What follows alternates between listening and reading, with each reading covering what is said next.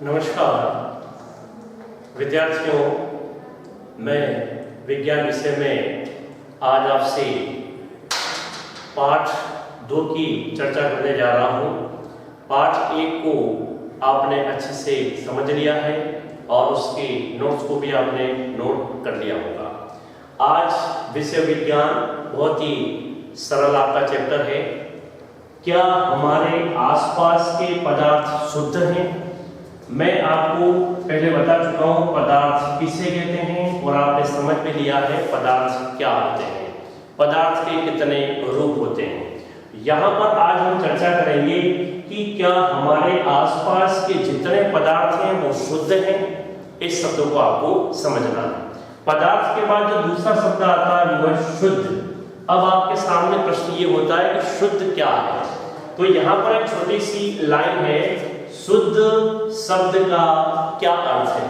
तो हम सिंपली भाषा में कहेंगे कि ऐसा पदार्थ जिसमें कोई मिलावट ना हो, ऐसे पदार्थों को हम शुद्ध पदार्थ कहते हैं। लेकिन यहाँ पर प्रश्न यह आता है कि वैज्ञानिक जो हैं वो इन सभी पदार्थों को एक मिश्रण के रूप में मानते हैं। यहाँ पर आपको समझना है, यानी कि शुद्ध पदार्थ है उसे वैज्ञानिकों ने यहाँ पर मिश्रण के रूप में माना है। अब आपके सामने प्रश्न ये होता है, यहाँ पर जो शब्द आया है मिश्रण, तो यहाँ पर एक परिभाषा होगी, मिश्रण किसे कहते हैं।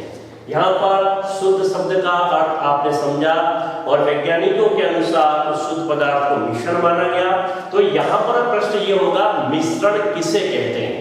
तो यहाँ पर बोर्ड पर मैं आपको एक चीज बता रहा हूँ, किसी भी टॉपिक को अगर हम लेते हैं तो यहाँ पर ध्यान दें, जैसे हम मिश्रण वाले टॉपिक को ले रहे हैं तो यहाँ पर इसके प्रमुख बिंदु, जैसे पहले है डेफिनेशन, मींस इसकी परिभाषा क्या होगी। दूसरा, अगर इसका कोई टाइप्स दे रखा है, प्रकार दे रखे हैं, तो वो हमारे दिमाग में होने चाहिए। और तीसरा है कि इस प्रकार की परिभाषाओं के क्या क्या एग्जाम्पल यानी कि उदाहरण होते हैं। यानी कि इसको ऐसे बिंदुओं को अगर आप अध्ययन करें तो मिश्रण के बारे में कंप्लीट आपको समझ में आ जाएगा। तो यहाँ पर परिभाषा क्या होगी, सबसे पहले मैं मिश्रण की परिभाषा की बात करूंगा। तो विद्यार्थी ध्यान देंगे, एक या एक से अधिक पदार्थ किसी भी अनुपात में मिले हों तो ऐसे बने हुए विलयन को हम मिश्रण कहेंगे। यानी कि कोई भी एक या दो से अधिक पदार्थ आपस में मिले हों, लेकिन उनका अनुपात जो है वो अनिश्चित होना चाहिए, निश्चित अनुपात न हो तो उससे हम मिश्रण कहते हैं। अब यहाँ पर दो से अधिक पदार्थ आपस में मिले हैं तो आगे उसका क्या प्रकार होगा, यानी कि मिश्रण के प्रकार कितने हैं। तो यहाँ पर बड़े ध्यान से देखें, समांगी मिश्रण, दूसरा है विसमांगी मिश्रण। यानी कि मिश्रण के यहाँ पर 2 प्रकार दे रखे हैं। अब समांगी मिश्रण क्या होगा, जैसे आपने नमक और पानी को मिला दिया और नमक को पानी में आपने घोल लिया है या शक्कर को आपने घोल लिया है और कुछ समय बाद आप देखते हैं कि नमक के जो कण हैं या शक्कर के जो कण हैं वो पानी के अंदर मिल गए हैं, घुल गए हैं, तो आपको वो दिखाई नहीं देंगे। यानी कि ऐसा मिश्रण जिसमें मिले हुए पदार्थ के कण हमें नजर नहीं आते हैं, यानी कि घुल जाते हैं, ऐसे मिश्रण को हम समांगी मिश्रण कहते हैं, यानी कि समान रूप से मिले हुए। और ठीक इसका विपरीत विसमांगी मिश्रण होगा, जिसमें मिले हुए या जो पदार्थ है घुलने के लिए हमने जो मिलाए हैं उसके कण हमें दिखाई देते हैं। यानी कि पानी के अंदर रेत अगर आप डालेंगे तो रेत आपको दिखाई देगी, पूर्णतः वो घुलती नहीं। तो विसमांगी मिश्रण। अब यहाँ पर उदाहरण दे रखे हैं, तो मैंने दोनों के उदाहरण आपको यहाँ बताए भी हैं और मैं नोट्स के रूप में आपको प्रोवाइड भी करवा रहा हूँ। तो विसमांगी और समांगी दोनों के उदाहरण भी आपको याद करते हैं, क्योंकि कभी कभी परीक्षा में क्या है, समांगी मिश्रण का एक उदाहरण लिखिए, इस टाइप से प्रश्न बन सकता है। तो विद्यार्थी ध्यान देंगे, अब मिश्रण का अगर कोई प्रश्न आता है तो आपका ये एक टॉपिक पूरा हो गया, जिसका आपने परिभाषा के साथ प्रकार उदाहरण भी देखे। अब यहाँ पर मैं दूसरी बात करूंगा, अगला जो बिंदु आपके इस विषय में आ रहा है वो है विलयन। यानी कि अभी आपने मिश्रण के लिए 2 या 2 से अधिक पदार्थ लिए, वो विलयन ही होगा एक प्रकार का।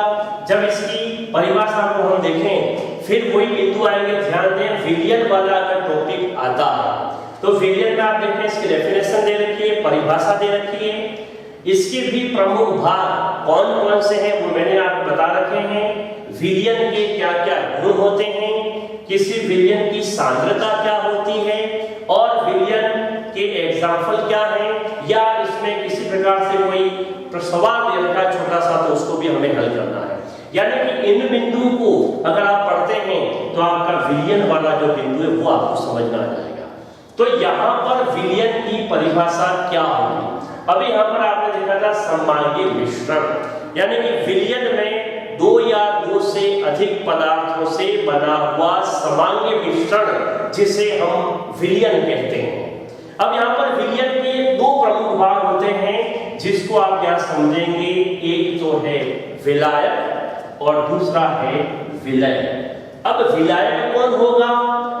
जो जिसकी मात्रा ज्यादा है या वो पदार्थ जो दूसरे पदार्थ को अपने अंदर घोल लेता है। जैसे कि जल की अगर बात करें तो जल होगा विलायक, यानी इसकी मात्रा विलय। यहाँ पर बात करेंगे नमक की, जिसे हम विलय कह सकते हैं। तो नमक को अगर जल में हमने घोला है तो जल होगा विलायक और नमक होगा विलय। यानी कि विलायक जिसकी मात्रा विलय से ज्यादा हो विलायक कहलाता है, और विलय जिसकी मात्रा कम हो। तो यहाँ पर विलयन के 2 रूप हैं, विलायक और विलय, इसको भी हमें ध्यान देना है।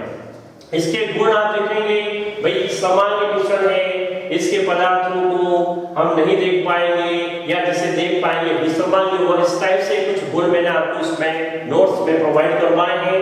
अब सांद्रता की बात करें तो यहाँ पर एक फार्मूला आपके विषय में दे रखा है बुक में, विलय की मात्रा यानी कि नमक कितना है और विलयन की मात्रा यानी कि विलायक की मात्रा कितनी। इस आधार पर इस फार्मूले का उपयोग अगर करें तो यहाँ पर एक छोटा सा एग्जांपल दे रखा है जिससे आपको आपके नोटबुक में या प्रश्नोत्तर की जो बुक है उसमें जरूर हल करना है।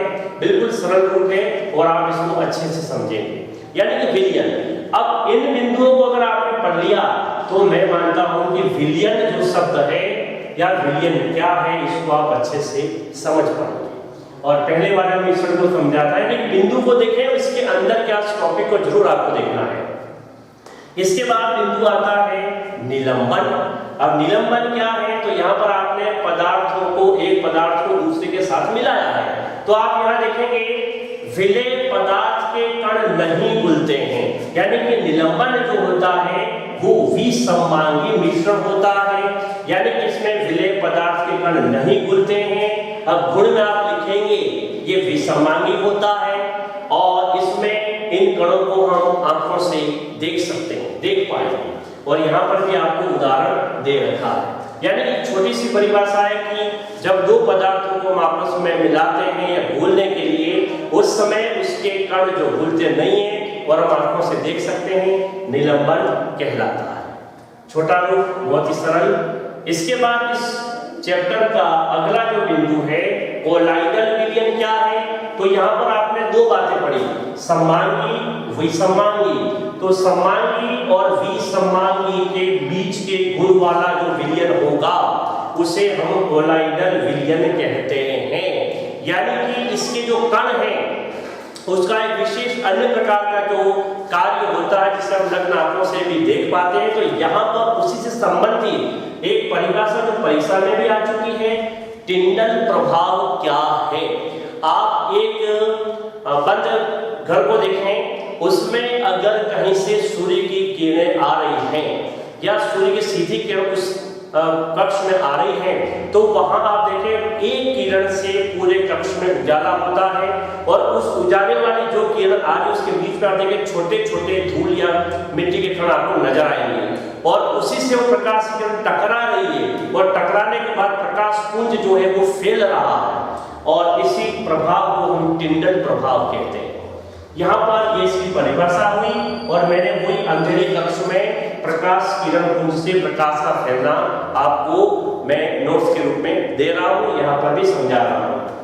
तो ये टिंडल प्रभाव क्या है? प्रकाश किरण से पदार्थ के कण जो है प्रकाश को फैला देते हैं, इस प्रभाव को टिंडल प्रभाव कहते हैं। तो प्यारे विद्यार्थियों, आपका जो पाठ दूसरा है, क्या हमारे आसपास के पदार्थ शुद्ध हैं, इसका ये आधा रूप जिसमें मिश्रण, विलयन, निलंबन, कोलाइडी विलयन, ये 4 बिंदु मैंने आज आपको समझाए हैं और इन्हीं 4 बिंदुओं का मैंने नोट्स भी आपको उपलब्ध करवाए हैं। तो आप उसको अच्छे से लिखकर समझें। जय हिंद, जय भारत। और अगला जो भाग होगा दूसरा, उसका आधा भाग मैं आपको और बताऊंगा आगे। धन्यवाद।